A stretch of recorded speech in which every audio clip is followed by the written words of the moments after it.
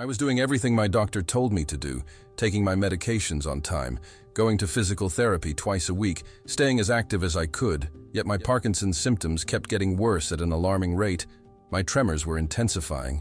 My fatigue was crushing.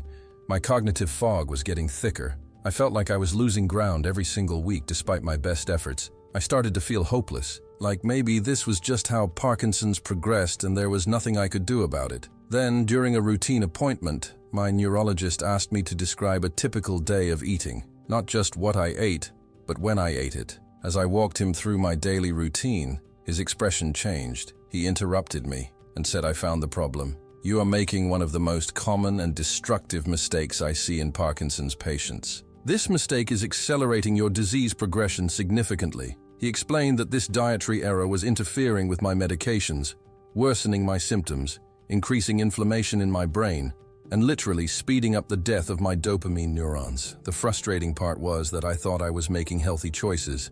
I was eating nutritious foods and trying to fuel my body properly. But the timing and combination of what I was eating was sabotaging everything. He told me that if I corrected this one mistake, I would likely see improvements in my symptoms within 2 to 3 weeks, better medication effectiveness, reduced tremors, more stable energy, and slower disease progression over time. I was skeptical but desperate, so I committed to making the change he recommended. What happened over the next 8 weeks was nothing short of remarkable. My medications started working consistently instead of unpredictably.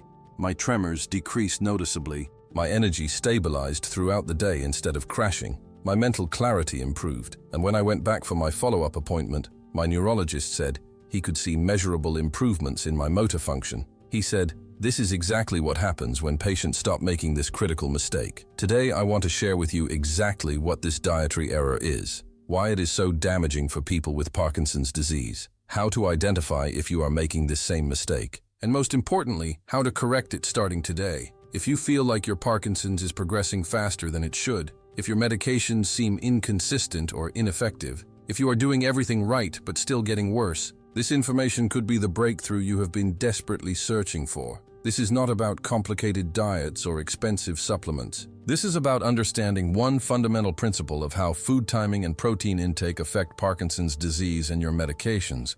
Once you understand this, you will have the power to dramatically improve your symptom control and potentially slow your disease progression. Before I reveal what this critical dietary mistake is, I want to hear from you. Where are you watching from today?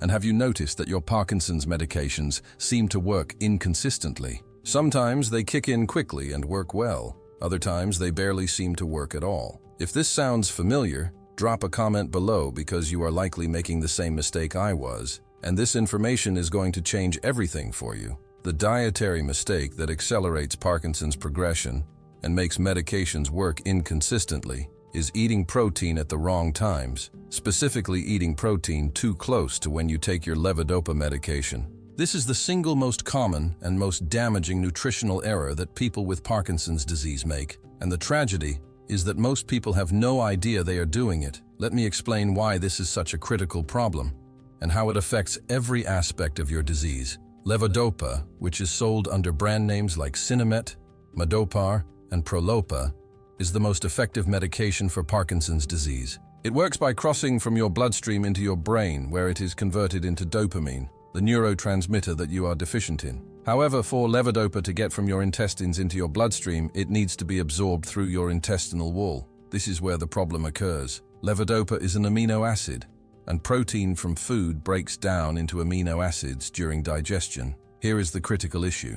Levodopa and dietary amino acids from protein compete for the same transporters to cross your intestinal wall. Think of it like a highway with limited lanes. If there is heavy traffic from dietary amino acids, the Levodopa gets stuck in traffic and cannot get through efficiently. When you eat protein at the same time you take your Levodopa, or within about 1 hour before or after, the protein blocks a significant portion of your medication from being absorbed. Studies have shown that eating protein with Levodopa can reduce medication absorption by 50 to 75%. This means you are only getting 25 to 50% of your intended dose. No wonder your symptoms are not well controlled. No wonder your medications seem inconsistent. You are essentially taking a fraction of your prescribed dose every time you make this timing mistake, but it gets worse. Even after levodopa is absorbed into your bloodstream, it still needs to cross the blood-brain barrier to get into your brain where it can be converted to dopamine.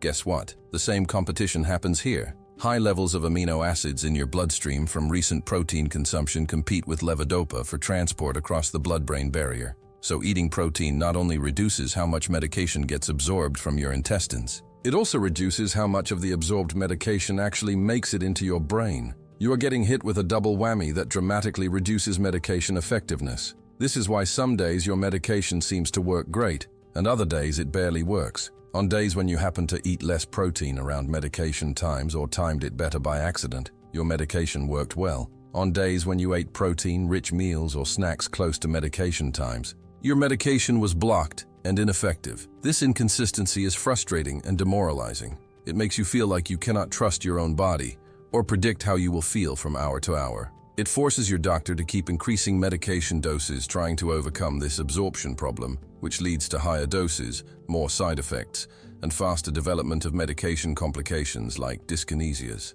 The solution is not to eat more medication.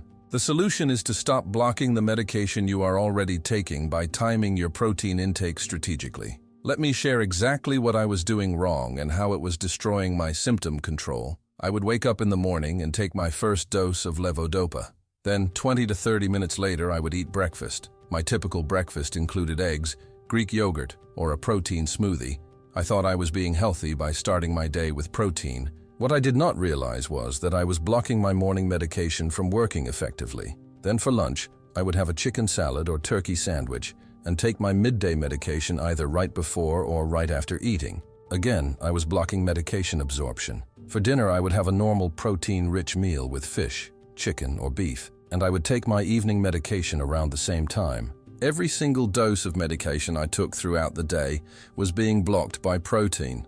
No wonder my symptoms were so poorly controlled, despite being on what should have been adequate medication doses. My neurologist explained that this pattern is incredibly common. Most people eat protein at every meal because that is what we have been taught is healthy. And most people take their medications around mealtimes because that is convenient and helps them remember. But for people taking levodopa, this combination is disastrous. Now let me be very clear about something important. You absolutely need protein in your diet. Protein is essential for maintaining muscle mass, supporting immune function, healing tissues, and countless other bodily processes. The goal is not to eliminate protein. The goal is to time your protein intake strategically, so it does not interfere with your medication absorption. There are several strategies for doing this, and different approaches work better for different people depending on your medication schedule, your lifestyle, and your personal preferences. The first strategy is called protein redistribution. This means you eat very little protein during the day when you are taking most of your levodopa doses. Then you eat most or all of your daily protein in the evening after your last medication dose. For example, you would have a breakfast of oatmeal with berries and nuts, a lunch of salad with quinoa and vegetables, snacks of fruit and nuts. Then for dinner, several hours after your last afternoon medication dose, you would have a normal protein-rich meal with chicken, fish, beef, or plant proteins. This approach allows your daytime medications to work effectively without protein interference while still meeting your overall daily protein needs. Many people find this strategy works very well and notice dramatic improvements in daytime symptom control within a couple of weeks. The second strategy is to maintain consistent, moderate protein intake throughout the day, but carefully time it, so you are never eating protein within 1 hour before or 2 hours after taking levodopa. This requires more planning and discipline, but some people prefer to have protein at multiple meals rather than loading it all into dinner. For example, you might take your medication when you first wake up, wait 1 full hour, then have breakfast with some protein, then avoid protein for at least 2 hours. Take your next medication dose, wait another hour, have lunch with moderate protein, and so on throughout the day. This approach maintains more stable protein intake, which some people feel better with, but it requires very careful attention to timing. The third strategy is to separate your protein-rich meals from your most important medication doses of the day. For many people, the morning and early afternoon doses are most critical for function, so you would avoid protein at breakfast and lunch. Time those medications for maximum effectiveness when you need to be active and functional. Then, have your protein at dinner, when symptom control is less critical, because you will be relaxing at home in the evening. This is a practical middle ground that works well for many people. The fourth strategy, which some neurologists recommend for people with very advanced Parkinson's or very unpredictable medication responses, is to follow a low-protein diet during waking hours and take a protein supplement at bedtime. This ensures optimal medication absorption throughout the entire day while still meeting protein needs. However, this approach should only be done under medical supervision to ensure you are getting adequate nutrition. Whichever strategy you choose, the key principles are the same. Never eat significant protein within 1 hour before taking levodopa. Wait at least 30 to 60 minutes after taking levodopa before eating protein. If you must eat something with your medication to avoid nausea, choose a small amount of simple carbohydrates like crackers or fruit, not protein. And be aware of hidden sources of protein in foods you might not think of as high protein like milk, yogurt, cheese, nuts, seeds, beans, and whole grains. Let me give you specific examples of what this looks like in practice, because understanding the principles is one thing, but implementing them in daily life is another. Let me walk you through what my daily eating schedule looks like now compared to what I was doing before. Old schedule that was blocking my medications: 6:30 a.m. wake up and take first levodopa dose. 7 a.m. eat breakfast of scrambled eggs and whole wheat toast with butter. High protein meal immediately blocking medication. 10 a.m. take second levodopa dose. 10:30 a.m. snack on Greek yogurt. Protein blocking medication again. 12:30 p.m. eat lunch of grilled chicken salad. 1 p.m. take third levodopa dose. Protein from lunch, still in system blocking this dose too. 3 p.m. snack on cheese and crackers. More protein. 5:30 p.m. take fourth levodopa dose. 6 p.m. eat dinner of salmon with vegetables and rice. Protein blocking evening dose. As you can see, I was blocking every single medication dose with protein consumption that was too close in timing. New schedule that optimizes medication absorption. 6:30 a.m. wake up and take first levodopa dose on empty stomach. 7:30 a.m. eat breakfast of steel-cut oatmeal with blueberries, walnuts, and almond butter. This has some protein from nuts, but it is 1 full hour after medication, so absorption is complete. 10 a.m. take second levodopa dose. 11 a.m. light snack of apple slices with small amount of almond butter if needed, or just fruit. 12:30 p.m. eat lunch of large salad with quinoa, avocado, lots of vegetables, chickpeas, olive oil, moderate plant protein, but timed 2.5 hours after morning medication. 3 p.m. take third levodopa dose. 4 p.m. snack of fruit or vegetables if needed, no significant protein. 6 p.m. take fourth and final levodopa dose of the day.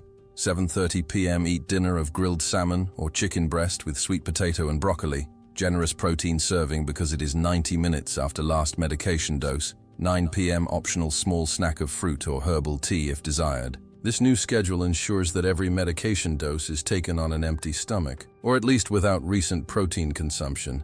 Medications are separated by adequate time from protein-rich foods. I still get plenty of protein to meet my nutritional needs, but it is strategically timed to not interfere with medication effectiveness. The results of making this change were dramatic and happened faster than I expected. Within 1 week, I noticed that my morning medication was kicking in more reliably and working more strongly. I was not experiencing as much morning stiffness and slowness. Within 2 weeks, my tremors throughout the day were noticeably less intense. I had more good hours during the day where I felt functional and capable. Within 4 weeks, my energy was more stable. I was not experiencing those sudden crashes and off periods that used to happen unpredictably. Within 8 weeks, my neurologist was able to actually reduce one of my medication doses because the improved absorption meant I did not need as much. This was huge because lower doses mean fewer side effects and slower development of long-term medication complications. Over 6 months, my disease progression had stabilized. I was not getting worse the way I had been before. My neurologist said, "This is the power of optimizing medication effectiveness through proper protein timing. You are getting the full benefit of your prescribed medications, which provides better symptom control and potentially neuroprotective effects." Now I want to address some common questions and concerns about implementing this protein timing strategy. The first question everyone asks is, how much protein should I be eating overall? The general recommendation for adults is about 0.8 grams of protein per kilogram of body weight per day.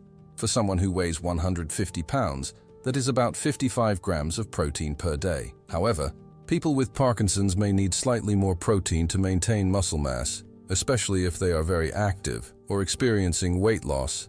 Some experts recommend up to 1 gram per kilogram for Parkinson's patients. Talk to your doctor or a registered dietitian to determine the right amount for your specific situation. The important thing is not to reduce your total daily protein below what you need, just redistribute when you eat it. Second question, what counts as significant protein that will block medication? Generally speaking, any food with more than 5 to 10 grams of protein per serving has enough protein to potentially interfere with levodopa absorption. High-protein foods include meat, poultry, fish, eggs, dairy products, beans, lentils, tofu, tempeh, nuts, seeds, and protein powders. Moderate protein foods include whole grains like quinoa and oats, and certain vegetables like broccoli and spinach. While these contain some protein, the amounts are generally small enough that they do not cause major interference, especially if consumed 1 to 2 hours after medication. Very low protein foods that are generally safe to eat anytime include most fruits. Most vegetables except the highest protein ones, white rice, simple carbohydrates, and healthy fats like olive oil and avocado. Third question, what if I experience nausea when taking levodopa on an empty stomach? This is a common issue, especially when people first start the medication or when doses are increased. There are several strategies to manage this. You can take your medication with a small amount of simple carbohydrates like saltine crackers, white toast, or applesauce. These provide something in your stomach to reduce nausea without significant protein to block absorption. You can try taking your medication with ginger tea, which helps settle the stomach. You can ask your doctor about taking an anti-nausea medication like domperidone, which is sometimes prescribed alongside levodopa, and importantly, nausea often improves over time as your body adjusts to the medication. If nausea persists and makes it impossible to take medication on an empty stomach, work with your doctor to find solutions, rather than simply eating protein with your medication, which defeats the purpose of taking it. Fourth question, does this protein timing strategy apply to all Parkinson's medications, or just levodopa? This is an important distinction. The protein competition issue is specific to levodopa and related medications like Dietary. Other Parkinson's medications like dopamine agonists, MAOB inhibitors, and COMT inhibitors do not have the same interaction with dietary protein. However, if you are taking a combination of medications that includes levodopa, you still need to follow protein timing strategies, because levodopa is usually the most important component of your medication regimen. Fifth question, what about protein drinks or protein powders? These are particularly problematic because they contain concentrated protein that is rapidly absorbed. If you drink a protein shake anywhere near your medication time, you will block a significant amount of medication absorption. If you use protein supplements, save them for evening after your last medication dose, or use them strategically timed several hours away from medications. Personally, I stopped using protein powders entirely because I found it easier to get my protein from whole food sources at dinner. Sixth question, how long do I need to follow this protein timing strategy? The answer is indefinitely. As long as you are taking levodopa, you need to be mindful of protein timing. This is not a temporary diet or experiment. This is a fundamental change in how you approach eating to optimize your medication effectiveness and symptom control. The good news is that after a few weeks, it becomes second nature. You develop new habits and routines. You find meals and snacks that work well for your schedule. And you stop having to think about it constantly. Let me share some practical meal ideas that work well with this protein timing approach. For breakfast options that are low in protein or protein-free. Steel-cut oatmeal with berries, banana, and a drizzle of maple syrup. Smoothie made with fruit, spinach, and almond milk, but no protein powder. Avocado toast on whole grain bread with tomatoes. Fruit salad with a side of whole grain toast. Rice porridge with cinnamon and apples. Buckwheat pancakes with fresh berries. These breakfasts provide energy and nutrients without significant protein to interfere with morning medications. For lunch options that are low to moderate in protein and timed appropriately.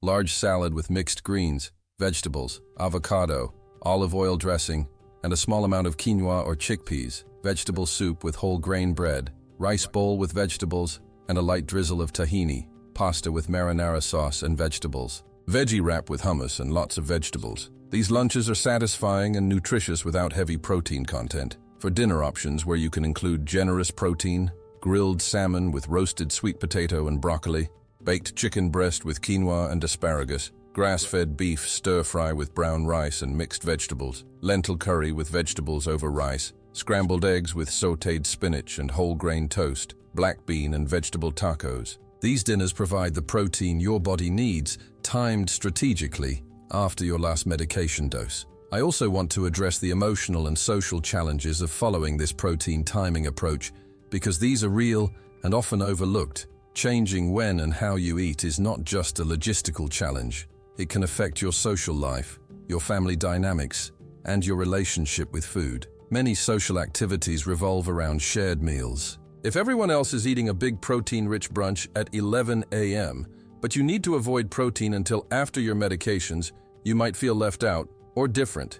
If your family is used to eating dinner at 5:30 p.m., but you need to wait until 7:30 to allow time after your last medication, this might create friction or require everyone to adjust their schedules. These challenges are real, but they are manageable with communication and planning. Talk to your family and close friends about why you are making these changes and how important they are for your symptom control. Most people will be understanding and supportive once they realize this is not a fad diet, but a medical necessity. Be willing to be flexible and creative in social situations. If you are meeting friends for brunch, you can order fruit and toast while they have eggs and bacon. You can still enjoy the social connection, even if you are eating differently. Plan ahead for events and gatherings. Eat a substantial, protein-rich meal before or after the event, so you are not starving. Bring your own food if necessary, and remember that your health and symptom control are more important than social conformity. Let me also address the question of whether protein timing alone is enough, or if there are other dietary factors that affect medication absorption and Parkinson's progression. While protein timing is the most critical and impactful dietary factor for medication effectiveness, there are other considerations. Fat content in meals can slow gastric emptying, which delays medication absorption. Very high fat meals, especially close to medication times, can cause delays in when your medication kicks in. However, this is generally less problematic than protein interference. Some people find that taking medications with a very small amount of fat, like a teaspoon of olive oil, can actually improve absorption by facilitating transport across cell membranes. Fiber is beneficial for overall health and gut function, but very high fiber meals can slow medication absorption slightly. The key is to maintain adequate fiber intake for digestive health without going to extremes. Iron supplements and iron-rich foods can bind to levodopa and reduce absorption. If you take iron supplements, space them at least 2 hours away from levodopa doses. Certain medications like antacids can affect stomach pH and medication absorption. Talk to your doctor about timing of all medications and supplements. Hydration is important. Taking medications with adequate water helps with absorption and reduces risk of nausea. Dehydration can worsen Parkinson's symptoms and affect how your body processes medications. I want to share a few more success stories from people I have connected with who made this protein timing change and saw remarkable results. I met a man named David at a Parkinson's support group. He was 72 years old and had been struggling with increasingly unpredictable medication responses for over a year. Some days he would feel great, other days he could barely function. His neurologist kept increasing his doses trying to achieve consistency, but it was not working. When he learned about the protein timing issue, he realized he was eating protein-rich meals within 30 minutes of almost every medication dose. He completely restructured his eating schedule following the protein redistribution approach. Within 3 weeks, he reported that his medications were working consistently for the first time in over a year. He said it felt like he had gotten his life back. He could make plans and know he would feel well enough to follow through. He could predict how he would feel from hour to hour instead of living in constant uncertainty. Then there is Barbara, a 68-year-old woman whose Parkinson's had been progressing rapidly despite aggressive medication management. She was experiencing frequent freezing episodes, severe tremors, and debilitating fatigue. When her neurologist reviewed her diet, he discovered she was drinking protein smoothies with her morning and afternoon medications, thinking the protein would give her energy. Once she eliminated protein from her morning and afternoon routine and saved all her protein for dinner, her symptoms improved dramatically within a month. Her freezing episodes decreased in frequency. Her tremors were less severe, and she had more energy throughout the day. These stories illustrate that while the science behind protein timing might seem complex, the real-world impact is profound and often life-changing. Now let me give you a clear action plan for implementing this protein timing strategy starting today. First, keep a food and medication journal for 3 days before making any changes. Write down the exact time you take each medication dose and exactly what you eat and when you eat it for 3 full days. This will help you identify patterns and see where protein is interfering with your medications. Second, sit down with your medication schedule and map out a new eating schedule that ensures at least 1 hour between protein consumption and medication doses. Decide which strategy you will follow: protein redistribution to evening, consistent moderate protein timed carefully throughout the day, or a hybrid approach. Third, plan your meals and snacks for the upcoming week based on your new schedule. Make a shopping list of low-protein breakfast and lunch options and plan protein-rich dinners. Having a clear plan eliminates the stress of figuring out what to eat in the moment. Fourth, prepare your kitchen. Stock up on oatmeal, fruits, vegetables, rice, pasta, bread, and other low-protein options for daytime meals.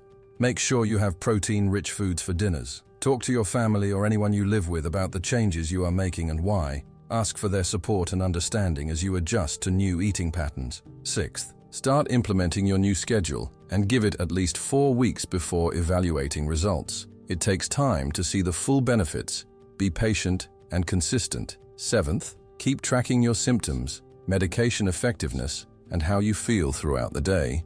Note any improvements or challenges. Follow up with your neurologist after 4 to 6 weeks. Share your symptom journal and discuss whether medication adjustments might be appropriate now that absorption is optimized. Ninth, be prepared to troubleshoot and adjust. If you feel hungry or low energy with less daytime protein, experiment with timing and portion sizes. If you struggle with the evening-only protein approach, try spreading protein throughout the day with careful timing instead. The goal is to find an approach that is sustainable for you long-term. If this information about protein timing and medication effectiveness has opened your eyes to a critical mistake you might be making, I invite you to subscribe to the Beyond Parkinson channel. We share evidence-based practical strategies like this every single week. Our mission is to empower you with knowledge that can genuinely improve your symptom control and quality of life. When you subscribe, you join a community of people who are taking active control of their Parkinson's disease rather than feeling helpless. To subscribe, simply click the button below and hit the bell icon so you never miss important information that could help you. Before we wrap up, I want to share some additional insights that will help you maximize the benefits of proper protein timing. First, let me talk about what to do when you travel or your routine gets disrupted. Maintaining strict protein timing when you are away from home or dealing with schedule changes can be challenging, but it is not impossible. When traveling, I always pack non-perishable, low-protein snacks like dried fruit, rice cakes, and individual almond butter packets. These ensure I have safe options even when restaurant choices are limited. I also research restaurants at my destination ahead of time to identify places with good low-protein breakfast and lunch options. I carry a small card in my wallet that explains my dietary needs in simple terms, which I can show to waiters if needed. The card says something like, "I have a medical condition that requires me to avoid high-protein foods at breakfast and lunch. I can eat protein at dinner only." This makes it easier to communicate my needs without lengthy explanations. When my schedule gets disrupted due to appointments or unexpected events, I prioritize protecting my medication timing over perfect meal timing. If I need to delay a meal, that is okay. If I need to eat a very simple low-protein snack rather than a full meal, that is okay too. Flexibility is important, but the core principle of keeping protein away from medications remains non-negotiable. I also want to address how protein timing interacts with exercise and physical activity, which are crucial for managing Parkinson's disease. Many people are accustomed to having protein immediately before or after workouts for muscle recovery. If you exercise in the morning or afternoon when you are also taking levodopa doses, you need to think strategically about protein timing. One approach is to schedule your workouts for late afternoon or evening, so you can have protein afterward without interfering with medications. Another approach is to focus on carbohydrate-rich pre-workout snacks, like a banana or some dried fruit. Then wait until your evening protein meal for muscle recovery nutrition. Research shows that the anabolic window for protein after exercise is actually much longer than previously thought. You do not need to consume protein within 30 minutes of finishing your workout. Consuming adequate protein within a few hours is sufficient for muscle recovery and growth. This means you can exercise in the afternoon, wait until after your last medication dose, then have your protein-rich dinner, and still get all the benefits for muscle maintenance. Let me also discuss how protein timing affects sleep quality, which is often disrupted in Parkinson's disease. Many people with Parkinson's struggle with insomnia, frequent nighttime wakings, and restless legs. Interestingly, Some people find that having their main protein meal at dinner helps improve sleep quality. Protein-rich foods contain tryptophan, an amino acid that is a precursor to serotonin and melatonin. These neurotransmitters promote relaxation and sleep. By eating your protein at dinner several hours before bed, you may experience better sleep quality. However, some individuals find that eating too much too close to bedtime disrupts their sleep. The key is to experiment and find what works for your body. Generally, having your protein-rich dinner around 6 to 7 p.m. allows adequate digestion time before going to bed around 10 or 11 p.m. If you find that you wake up hungry in the middle of the night, a very light carbohydrate-based snack like a few crackers or a piece of fruit can help without interfering with overnight medication. If you take another important consideration is how protein timing affects weight management. Some people with Parkinson's experience unwanted weight loss, which can worsen weakness and fatigue. Others experience weight gain, especially if mobility decreases or if medications cause increased appetite. If you are struggling with weight loss, loading your protein at dinner might initially feel challenging because you are eating less during the day when you might feel hungrier. Strategies to maintain adequate calorie intake include eating larger portions of low-protein, high-calorie foods during the day like oatmeal with nuts and fruit, rice dishes with vegetables and olive oil, pasta with tomato-based sauces, and smoothies with banana and nut butters. You can also increase your meal frequency eating small, low-protein snacks throughout the day to maintain energy and prevent weight loss. If you need to gain weight, focus on calorie-dense, low-protein options during the day and generous portions of protein and calories at dinner. On the other hand, if you need to lose weight, the protein redistribution approach can actually be helpful because protein is the most satiating macronutrient. Having a protein-rich dinner can help you feel satisfied in the evening when snacking and overeating often occur. The lower-calorie, low-protein meals during the day, combined with the satisfying protein dinner, can naturally support weight loss while still meeting nutritional needs. I want to emphasize the importance of working with healthcare professionals as you implement these protein timing strategies.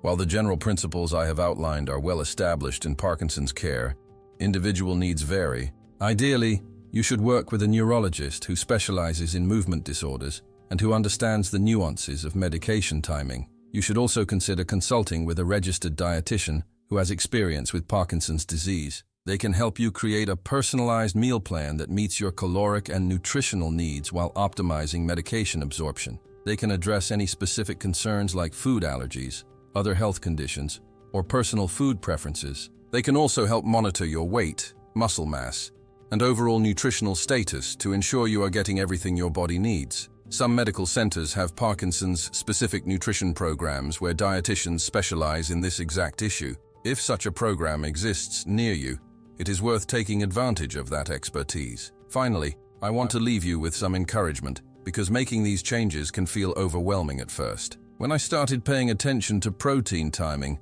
I felt frustrated and restricted. I mourned the loss of my old eating habits and routines. I felt angry that something as simple as when I ate could have such a profound impact on my disease. But as I began to see results, as my medications started working consistently, as my symptoms improved, as I felt more in control of my body and my life, all those negative feelings transformed into empowerment and hope. I realized that knowledge truly is power. Understanding this one critical principle of protein timing gave me back so much of what Parkinson's had stolen. You might feel the same frustration and resistance initially. That is completely normal and valid, but I encourage you to push through those feelings and commit to trying this approach for at least 4 to 6 weeks. Give your body time to respond. Give yourself time to adjust to new routines. Track your symptoms objectively so you can see the changes that might be subtle at first. And remember that you are not alone in this journey. Thousands of people with Parkinson's have successfully implemented protein timing strategies